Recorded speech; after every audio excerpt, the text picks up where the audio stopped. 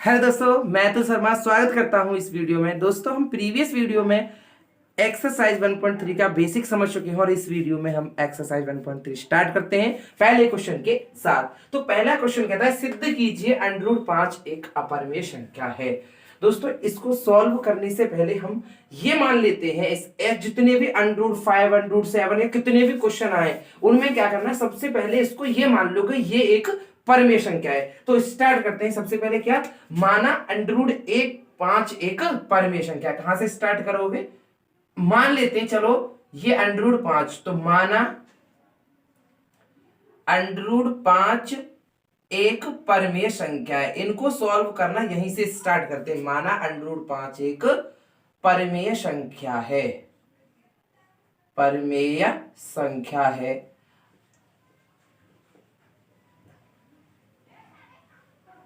परमेय संख्या है।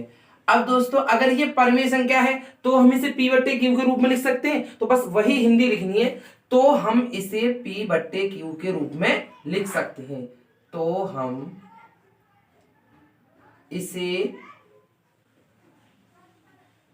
p/q के रूप में लिख सकते हैं, रूप में लिख सकते हैं, लिख सकते हैं। और ये समझ लो 101% है, बोर्ड में आएगा ही आएगा। इसे कोई क्वेश्चन को रोक नहीं पाएगा। ये बोर्ड में 100% श्योर कहता हूं आएगा। तो सबसे पहले जो कोई भी संख्या दे रखी है उसको मान लो ये एक परमेय संख्या है। फिर हम जानते हैं परमेय संख्या होती है जिसे हम p/q के रूप में लिख सकते हैं। फिर दूसरी स्टेप में क्या लिखोगे? तो हम इसे p/q के रूप में लिख सकते हैं। अभी देखो, हमको ये नहीं पता कि p तथा q का कोई उभयनिष्ठ गुणनखंड है। तो ये लाइन हम अपनी तरफ से करेंगे। माना p तथा q का कोई उभयनिष्ठ गुणनखंड है। माना p तथा q का उभयनिष्ठ गुणनखंड क्या होता है? जो दोनों में हो। जैसे मान लो कोई p तथा q की जगह, जैसे मान लो एक 10 संख्या है और एक आपको 20 दे रखी है। तो जब 10 के गुणनखंड करोगे तो 2 गुणा 5, और जब 20 के गुणनखंड करोगे तो 2 गुणा 2, 2 दूनी 4, पंजे 20। तो इसमें उभयनिष्ठ गुणनखंड क्या हो गया? ये। ऐसे से हमें p तथा q के बारे में कुछ पता ही नहीं है। तो माना p तथा q का कोई उभयनिष्ठ गुणनखंड है। p तथा q का कोई उभयनिष्ठ गुणनखंड है, कोई उभयनिष्ठ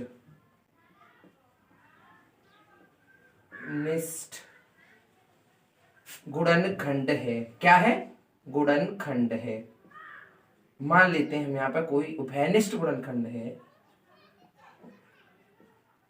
तो अब इस स्टेप में क्या करेंगे? जैसे यहां पर 2 था, तो अब देखो 2 में उभयनिष्ठ गुणनखंड से भाग लगाओ। और ऐसे ही 20 में उभयनिष्ठ गुणनखंड क्या था? देखो, एक यहाँ 2 था और इसमें 5 था।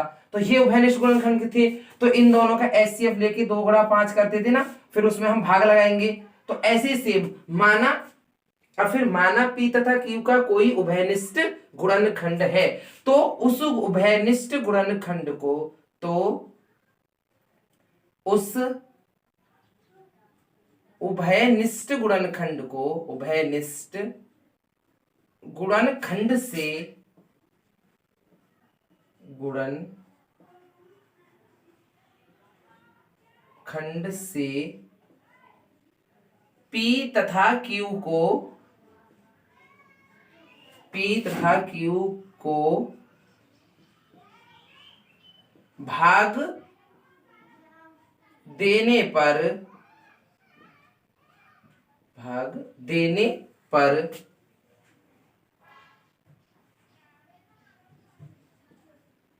a तथा b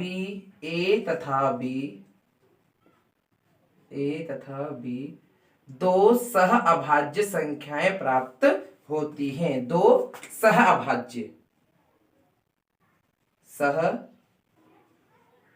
अभाज्य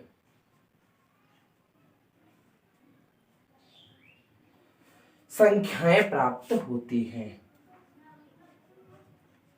संख्याएं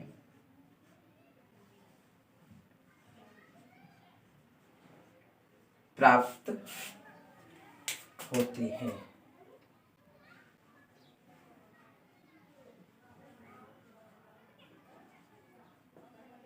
दोस्तों इस क्वेश्चन में क्या है, हिंदी सी ज्यादा लिखनी है तो रटने नहीं है। देखो सबसे पहले जो क्वेश्चन दे रखा है उसमें ये मान लो, अपन में पूछा है ना, तो ये मान लेते हैं माना √5 एक परमीय संख्या है।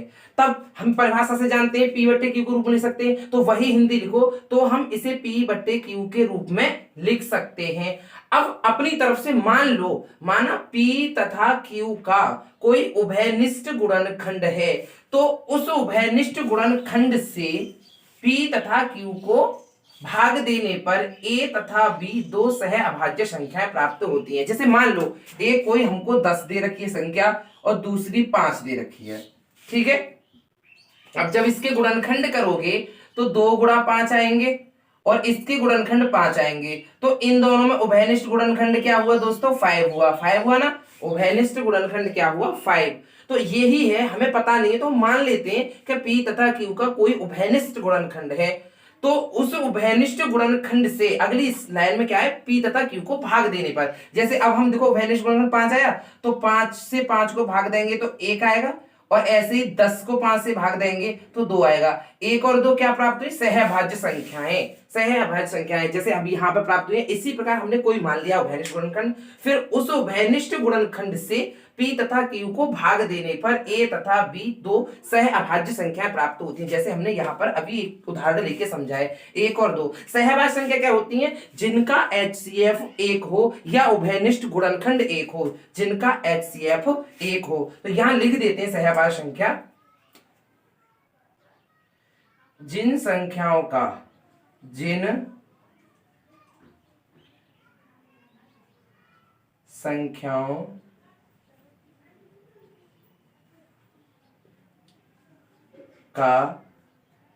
उभयनिष्ठ गुणनखंड या HCF, उभयनिष्ठ गुणनखंड 1 हो, सहअभाज्य संख्याएं होती हैं,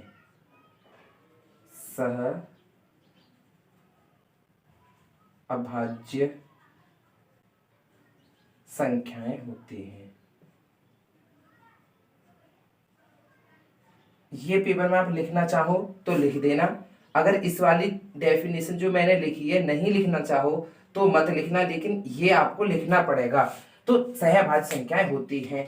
तो अब देखो दोस्तों, अब हम इसे क्या लिख सकते हैं, A बट्टे जो दो संख्या प्राप्त हुई, देखो P का भाग लगाया तो A प्राप्त हुई, हम इसे P बट्टे Q में लिख रहे थे, और Q में जब उस उभयनिष्ठ गुणनखंड से Q प्राप्त हुई, तो ये क्या है, √5, यही तो है, P बट्टे Q बराबर √5।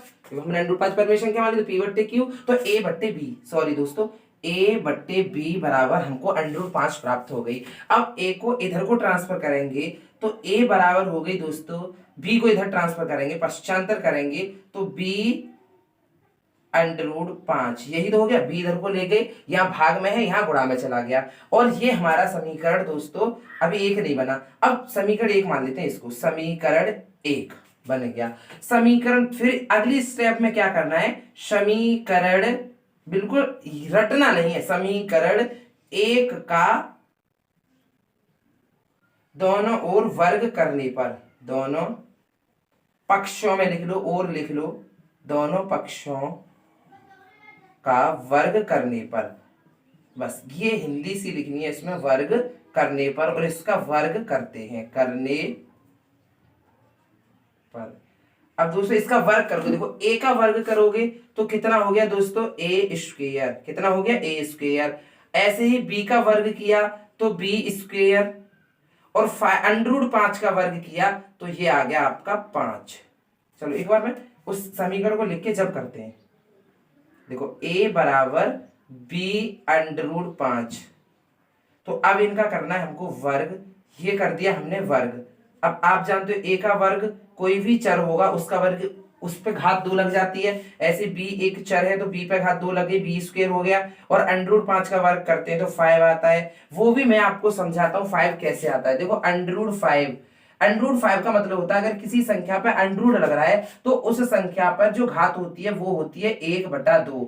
अगर हम इस घात का वर्ग करेंगे √5 का तो इसका स्क्वायर करना पड़ेगा, और हम जानते हैं जब घातों का गुणा कर देते हैं, तो 1/2 गुणा 2 हो जाता है और 2 से 2 कट जाती है, तो इस प्रकार 5 रह जाता है। तो अंडरूट की जितनी भी संख्या होती है अगर उनका वर्ग करेंगे हम तो वही संख्या आती है, अंडरूट का साइन इस प्रकार हट जाता है। मैंने आपको समझा दिया। तो ये आ गया हमारा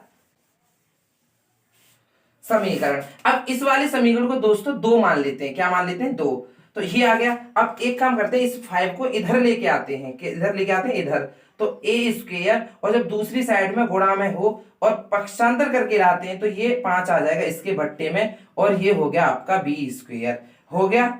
अब जैसे मान लो हम 10 को 2 से भाग लगा रहे हैं तो क्या आता है? 5।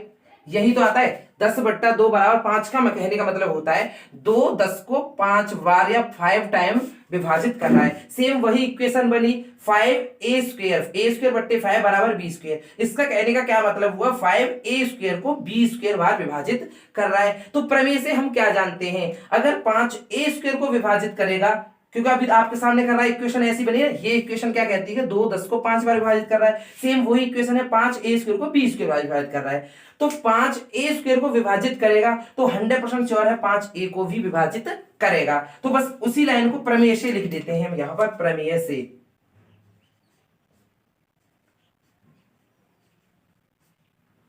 प्रमेय से, प्रमेय से क्या? 5a² को विभाजित करता है। अगर 5a² को विभाजित 5a² को विभाजित करता है, विभाजित करता है,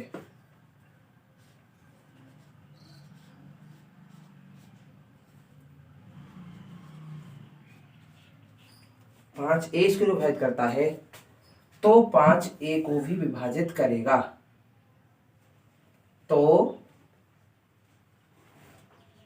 5a को भी विभाजित करेगा। यही तो हमारी प्रमेय थी। अगर कोई पूर्णांक अभाज्य संख्या अगर स्क्वायर को विभाजित करेगी तो फिर a को भी विभाजित करेगी, a को भी विभाजित करेगा, a को भी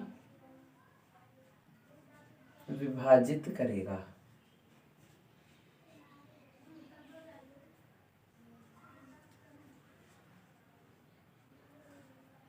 देखो प्रमेय क्या कहती है? 5a² को b² में विभाजित कर रहा है। इस समीकरण से हमें पता चलेगी, इस समीकरण से क्या पता चली दोस्तों कि जो हमारा 5 है वो a² को b² बार विभाजित कर रहा है। मैंने आपको कंडीशन लेके बताई थी। प्रमेय क्या कहती है? अगर 5a² को विभाजित करेगा तो 5a को भी विभाजित करेगा। अब मान लो 5a को, माना 5a को c बार विभाजित करता है, माना 5a को c बार विभाजित करता है,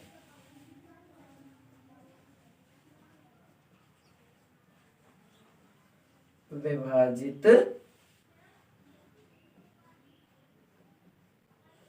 करता है। तो इसे कैसे लिखेंगे? देखो 5 क्या है? a को c बार विभाजित करता है, तो ये इस प्रकार लिख जाएगा। तो अगली स्टेप में a इक्वल टू क्या हो गया दोस्तों? ये 5 बट्टे में लग रही, इधर जाएगा तो 5 गुणा बन जाएगी, 5c हो जाएंगे। a का मान समीकरण 2 में रखने का फिर स्टेप क्या लिखोगे? a का मान समीकरण 2 में रखने पर a का मान, भाई ये 5 से आए तो a का मान ये जो समीकरण 2 है उसमें रखने पर, मान समीकरण 2 में रखने पर, समीकरण 2 में रखने पर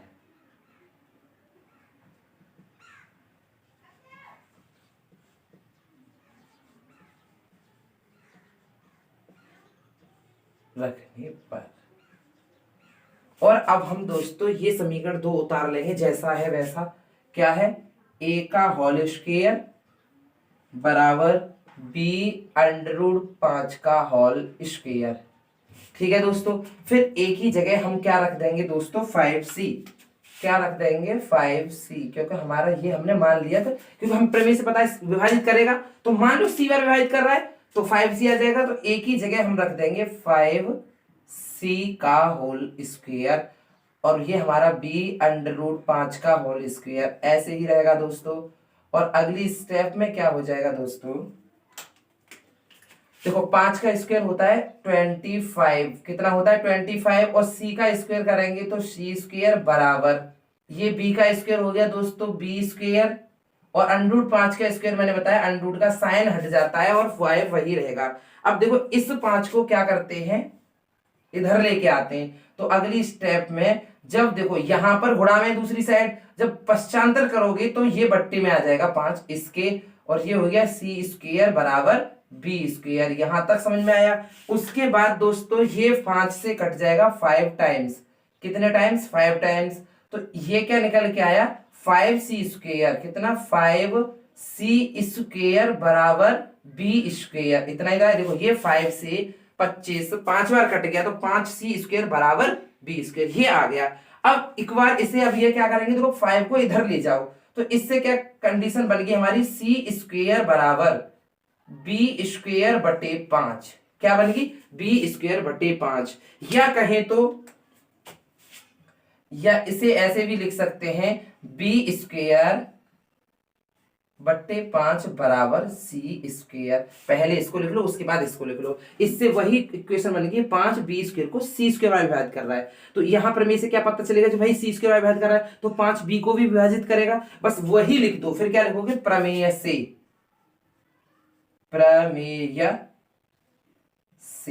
प्रमेय से लिख दो 5 बी स्क्वायर को विभाजित करता है 5 बी स्क्वायर को विभाजित करता है, बी स्क्वायर को विभाजित करता है, विभाजित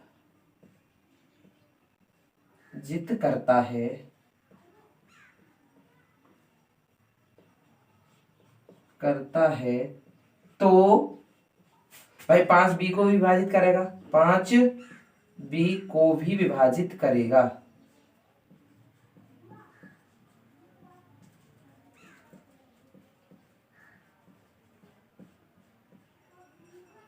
विभाजित करेगा।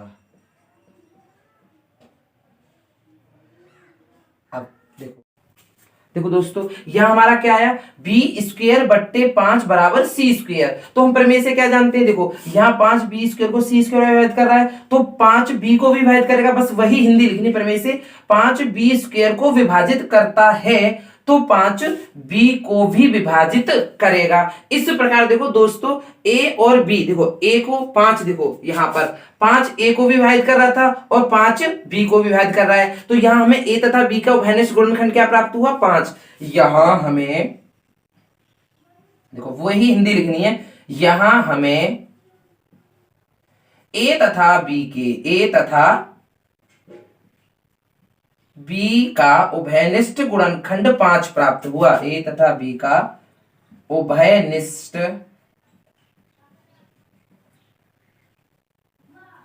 गुणनखंड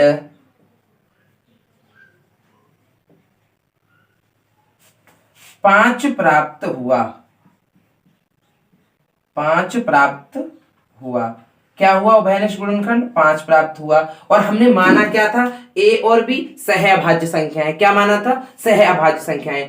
तो हमने क्या माना था, ए और बी सहअभाज्य संख्याएं, तो हमारा क्या हुआ, विरोधाभास हुआ, मतलब जो हमने कल्पना की थी उसका हमें विरोधी तो प्राप्त हुआ। भाई कल्पना क्या थी, ए और बी दो सहअभाज्य संख्याएं, परंतु ए और बी, परंतु हमने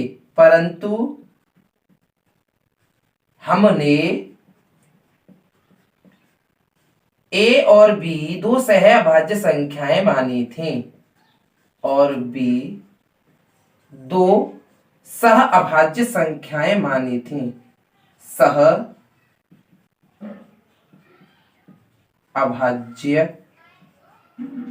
संख्याएं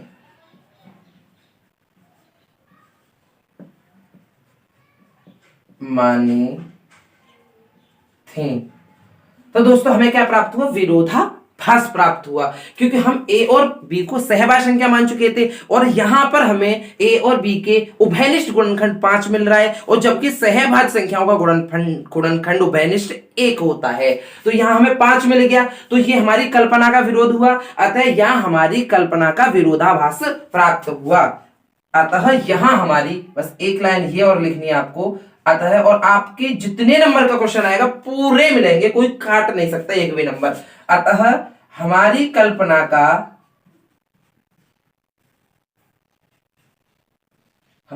कल्पना का विरोधाभास प्राप्त हुआ। विरोधाभास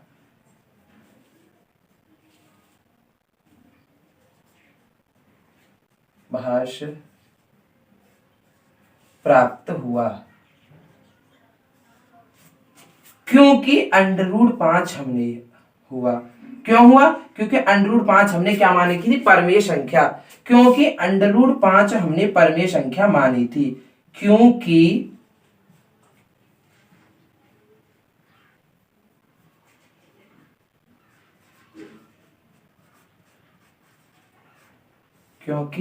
√5 हमने परमेय संख्या मानी थी। परमेय संख्या मानी थी, इसीलिए तो प्राप्त हुआ। फिर बस अब हो गया हमारा क्वेश्चन। अतः √5 एक अपरिमेय संख्या है। बस ये लिख दोगे आप, ये हो गया हमारा क्वेश्चन। अतः √5 एक अपरिमेय संख्या है।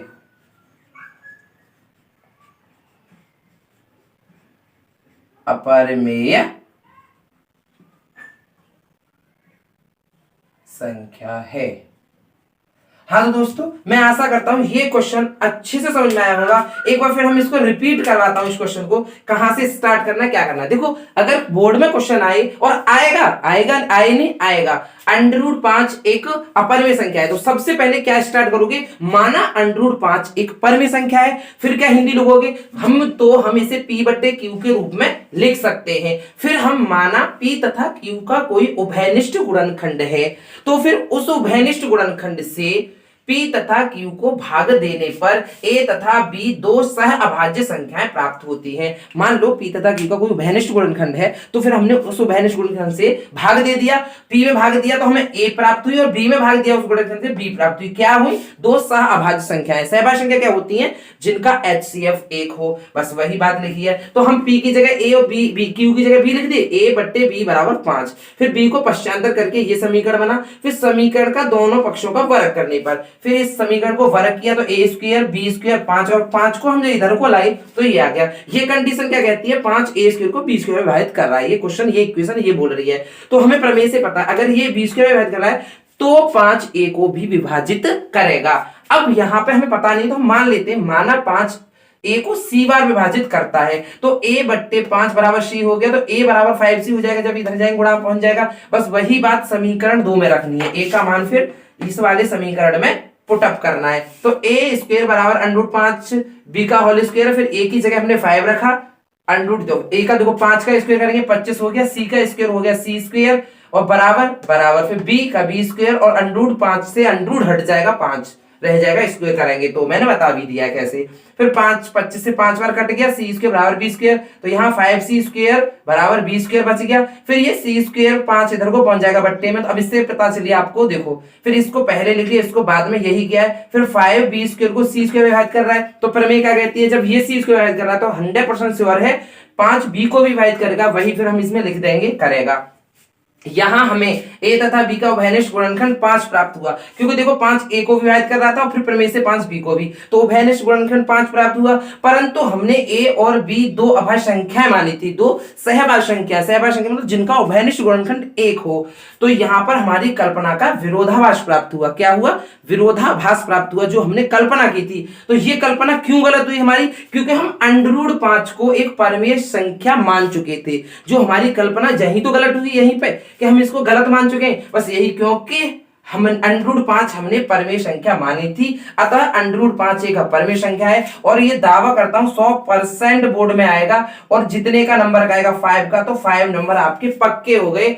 और थैंक यू दोस्तों, मैं मिलता हूं नेक्स्ट वीडियो में नेक्स्ट क्वेश्चन के साथ। अगर ये क्वेश्चन एकदम स्टेप बाय स्टेप क्लियर हुआ है तो प्लीज दोस्तों चैनल को सब्सक्राइब करो और इस वीडियो को इतना शेयर करो कि ये सभी जगह उन छात्रों तक पहुंचे जो 100 में से 100 नंबर लाना चाहते हैं मैथ में। मैं पूरा मैथ कराऊंगा यूट्यूब प्लेटफॉर्म पे विद बेसिक कंसेप्ट के साथ, ऐसे नहीं आए क्वेश्चन करा गए, नहीं, बिल्कुल बेसिक कंसेप्ट के साथ। और अच्छे से समझ में आया है तो प्लीज कमेंट करें। थैंक यू दोस्तों, मैं मिलता हूं नेक्स्ट वीडियो में।